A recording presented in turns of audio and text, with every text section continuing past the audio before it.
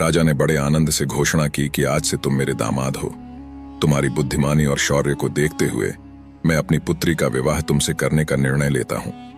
राजमहल में भव्य विवाह का आयोजन किया गया। पूरे राज्य में हर्षोल्लास का माहौल था। इस विवाह के बाद यह युवा ब्राह्मण पुत्र अब एक शक्तिशाली राजा का दामाद बन चुका था।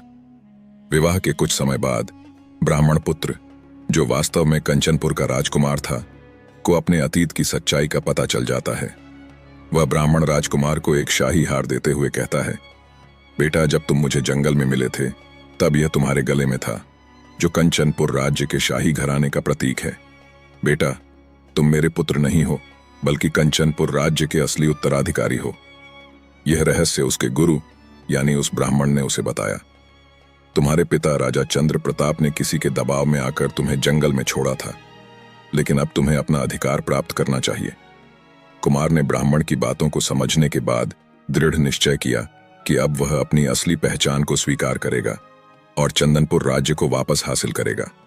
यह उसके जीवन का सबसे महत्वपूर्ण कदम था और अब उसे न केवल अपने राज्य की पुनः प्राप्ति का विचार था, बल्कि अपनी सौतेली मां अंशुम की साजिश का भी पर्दाफाश करना था। राजकुमार ने अपनी पत्नी रानी राजमाला से यह रहस्य साझा किया। वह उसे पूरी बात बताते हुए बोला, राजमाला, आज मुझे जो सच बताया गया है वह मेरी पहचान को पूरी तरह से बदल दिया है। मैं चंदनपुर का राजकुमार हूं। मेरी मां अंशुम ने मुझे जंगल में छोड़ दिया था, लेकिन अब मुझे अपने असली स्थान पर लौटना है। अपने राज्य चंदनपुर को पुनः प्राप्त करना है। दोस्तों, वीडियो में आगे बढ़ने से पहले आप लोगों ने इस कहानी के पार्ट 1 को खूब सारा प्यार दिया। उसी तरह पार्ट 2 को भी एक लाइक करके अपना प्यार दिखाएं। आपके एक लाइक से हमें बहुत मोटिवेशन मिलता है। अपना छोटा भाई समझकर एक लाइक कर दें। रानी ने एक पल भी न गंवाया। वह समझ गई कि यह उनके जीवन का सबसे बड़ा फैसला है और उसे अपने पति का साथ देना होगा। उसने कहा, मैं तुम्हारे साथ हूं। तुम्हारे राज्य के लिए, तुम्हारे पिता के लिए और हमारी संतान के भविष्य के लिए हम एक साथ चंदनपुर लौटेंगे। दोनों ने अपने निर्णय पर जोर दिया और एक साथ मिलकर अपने रास्ते पर निकल पड़े। राजकुमार और उसकी पत्नी ने चंदनपुर की ओर रुख किया। रास्ते में कई खतरों और कठिनाइयों का सामना करना पड़ा, लेकिन उनकी संकल्प शक्ति और एक दूसरे का प्यार उन्हें आगे बढ़ने की प्रेरणा दे रहा था। वह जानते थे कि उनका मार्ग आसान नहीं होगा। अंशुम ने शायद पहले ही राज्य में अपनी सत्ता मजबूत कर ली होगी, लेकिन अब राजकुमार और रानी के दिल में केवल एक ही उद्देश्य था, चंदनपुर को फिर से न्याय और सत्य की तरफ ले जाना। क्या राजकुमार अपनी मां अंशुम की साजिश को नाकाम कर पाएगा? क्या वह चंदनपुर की गद्दी पर बैठने में सफल होगा? यह सवाल अब चंदनपुर के भविष्य को तय करेगा। राजकुमार और उसकी पत्नी जंगल के रास्ते से चंदनपुर की ओर बढ़ रहे थे। दिन भर की यात्रा के बाद शाम होते ही अंधेरा घना होने लगा।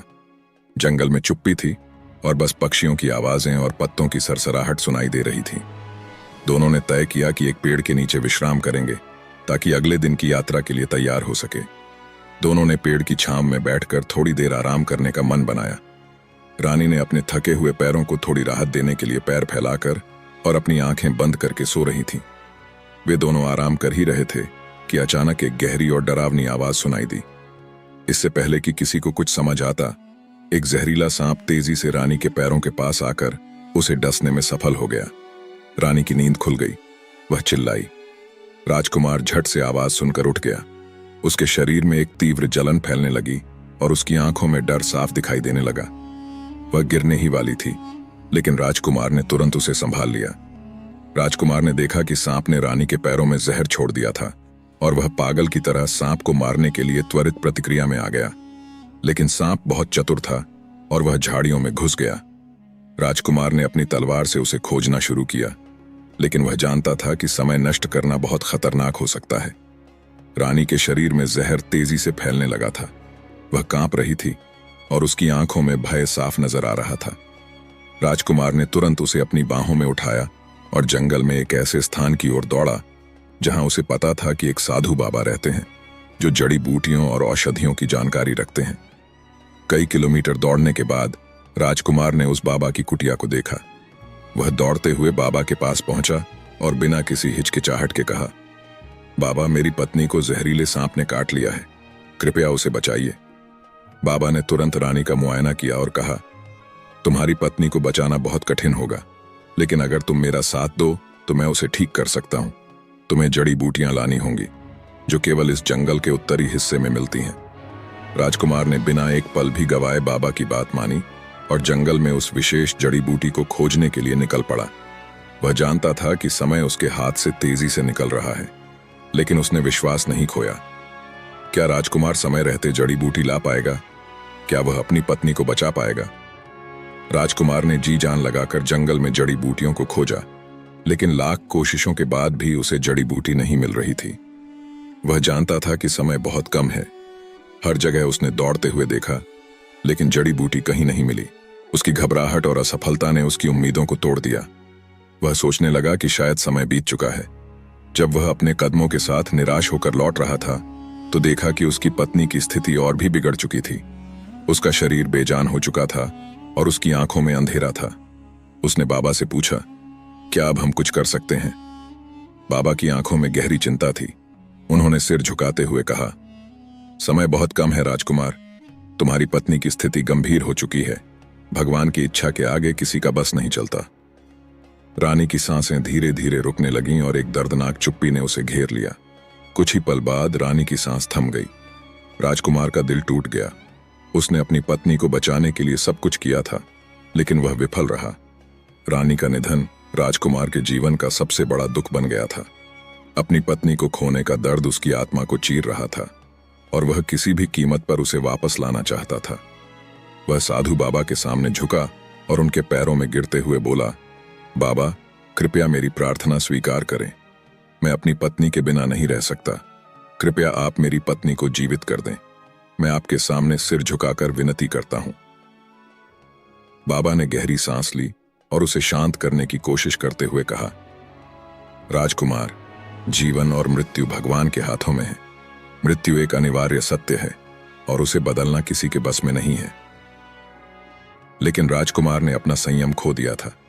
वह इतना दुखी और निराश हो चुका था कि उसने बाबा की बातों को नकारते हुए कहा, नहीं बाबा, मैं अपनी पत्नी को खो नहीं सकता। आप किसी भी तरह उसे वापस ला सकते हैं। मुझे विश्वास है। कृपया मेरी प्रार्थना स्वीकार करें। बाबा ने उसे समझाया, राजकुमार, तुम्हारी पत्नी को वापस लाना संभव नहीं है। अगर मैं ऐसा करता हूं तो यह प्राकृतिक नियमों के खिलाफ होगा और इससे बहुत बड़ी आफत आ सकती है। मैं तुम्हारे दिल का दुख समझता हूं, लेकिन राजकुमार ने कोई भी बात नहीं मानी। उसने बाबा के पैरों को पकड़ते हुए कहा, मैं जानता हूं कि आप यह कर सकते हैं बाबा। मैं बिना किसी शर्त के आपकी सेवा करूंगा, लेकिन मेरी पत्नी को वापस ला दीजिए। बाबा ने देखा कि राजकुमार का दुख और प्रार्थना इतनी गहरी है कि वह किसी भी परिस्थिति में अपनी पत्नी को खोने को तैयार नहीं था। उन्होंने गहरी सोच के बाद कहा, ठीक है राजकुमार, तुम मेरी बात नहीं मान रहे हो तो मैं तुम्हारी पत्नी को जिंदा कर दूंगा, लेकिन यह तुम्हारे लिए एक बड़ी परीक्षा होगी। जो कुछ भी होगा वह तुम्हारे लिए बहुत भारी होगा। राजकुमार की आंखों में उम्मीद की चमक आ गई। बाबा ने गहरे मंत्रोच्चारण के साथ अपनी शक्ति का प्रयोग करना शुरू किया। चारों ओर एक रहस्यमय ऊर्जा का संचार हुआ। बाबा ने राजकुमार की आंखों में गहरी नजरों से देखा और फिर धीरे से कहा, राजकुमार, अगर तुम अपनी पत्नी को वापस जीवित देखना चाहते हो तो तुम्हें एक बहुत बड़ी कीमत चुकानी होगी।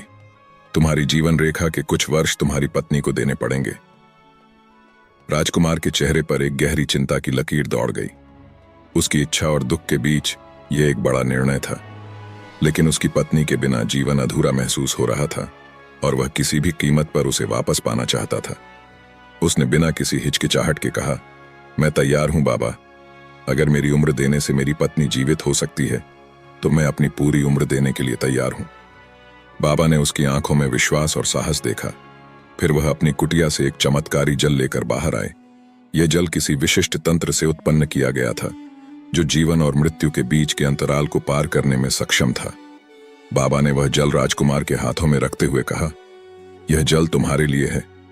अब तुम इसे अपनी पत्नी के सिर पर छिड़क दो और बोलो, मेरी उम्र मेरी पत्नी को मिल जाए। जब तुम यह बोलोगे तब यह जल उसके शरीर में जीवन का संचार करेगा, लेकिन तुम्हें अपनी उम्र का कुछ हिस्सा देना होगा।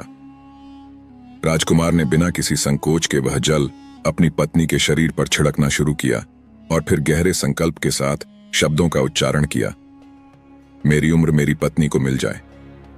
जैसे ही यह शब्द उसकी जुबान से निकले, जल चमकने लगा। रानी के शरीर में हलचल होने लगी।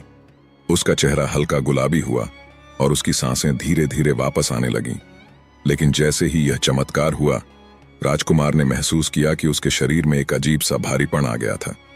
वह समझ गया कि उसने जो जीवन के कुछ वर्ष अपनी पत्नी को